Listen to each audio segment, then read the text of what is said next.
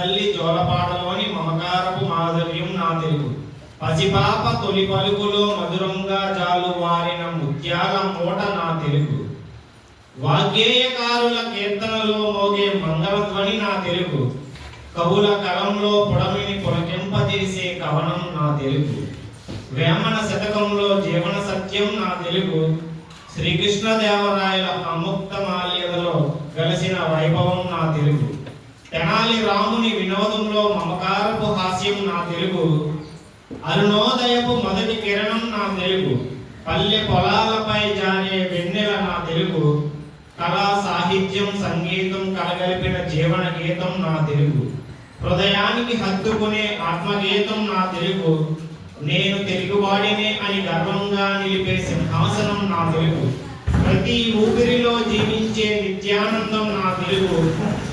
చదువులలో చైతన్యం, సంస్కృతిలో సౌందర్యం, మనసులో మమకారం, ఊపిరిలో జీవాన్ని నింపేది నా తెలుగు. ప్రేమ పరిమళం పరాక్రమం కలగలిపిన జీవన గీతం నా తెలుగు. నిత్యం గర్వంగా పలికే మన హృదయ హారం నా తెలుగు. తల్లిని వదలలేనట్లే ఈ భాషను కూడా మనం వదలలేము. ఆత్మను విడిచిపెట్టలేనట్లే తెలుగుపై మమకారాన్ని విడిచిపెట్టలేము. ఈ జన్మకైనా వేల జన్మలకైనా నేను ప్రేమించే భాష నా అమ్మ భాష, కమ్మనైన తెలుగు భాష. నేను ప్రేమించే భాష నా అమ్మ భాష, కమ్మనైన తెలుగు భాష.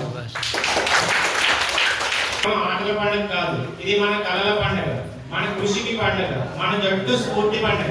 మన గేమ్స్ మనం కండక్ట్ చేశారు కదా. క్రీడలు మనకి వాటమి గెలుపు మాత్రమే నేర్పవు. అవి మనకు ఓర్పు, క్రమశిక్షణ, గౌరవం, కష్టపడి గెలవాలనే తపన నేర్పితే మన సార్ చెప్పారు ఆల్రెడీ నిజంగా. మన దేశ చరిత్రలో మేజర్ ధ్యాన్ చంద్ లాంటి హాకీ మాంత్రికుడు ఉన్నాడు. అతను ప్రతిభతో ప్రపంచం భారత క్రీడా శక్తిని చూసింది. సచిన్ టెండూల్కర్ తన బ్యాటింగ్ తో కళలను సాకారం చేశాడు. ఎన్ని కష్టాలు వచ్చినా తలవంచలేదు. ఇక్కడ జ్యోతి ఎర్రాజీ అనే ఒక అమ్మాయి వైజాగ్ లో ఉంది. ఆమె పరిగెత్తిన వేగం, ఆమె సాధించిన ఘనత ప్రతి అమ్మాయికి ఒక స్ఫూర్తి. అలాగే మన చెస్ లో కోనేర్ హంపి, ద్రోణవల్లి హరిక చెస్ బోర్డు పై మన దేశానికి గౌరవం తెచ్చారు. చిన్న వయసులోనే చెస్ క్రీడాకారుడు గుకేష్ ప్రపంచాన్ని ఆశ్చర్యపరిచాడు. వరల్డ్ ఛాంపియన్ అయ్యాడు కదా. అప్పటికి ఎంత వయసు అబ్బాయిది? 18 ఏళ్ళు మాత్రమే. 18 ఏళ్లకే ప్రపంచంలోనే మేటి వ్యక్తుల్ని తలవంచి అతను గెలవడం జరిగింది. గుకేష్ అన్నమాట. వీళ్ళంతా మనకు ఒకే ఒక గొప్ప పాఠం చెబుతున్నారు. ప్రతిభతో పాటు పట్టుదల ఉండాలి. ప్రతిభతో పాటు ఏముండాలిరా? పట్టుదల ఉండాలి. శ్రమతో పాటు ధైర్యం ఉండాలి. వాటమికి భయపడకూడదు. అది విజయం దిశగా వేసే ఒక అడుగు మాత్రమే. వాటమంటే ప్రతిదానికి కృంగుకోకూడదు. ప్రతి ఓటమి కూడా మనకి గెలుపుకి ఒక సోపానం అన్నమాట.